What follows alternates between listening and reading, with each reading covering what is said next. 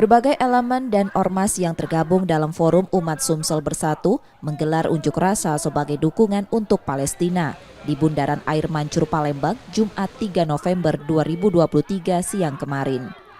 Massa mengecam konflik yang terjadi dan mengakibatkan warga sipil terbunuh dan mendesak untuk penghentian konflik tersebut. Mereka meminta pemerintah Indonesia bersikap tegas untuk menyerukan gencatan senjata dan menghentikan perang.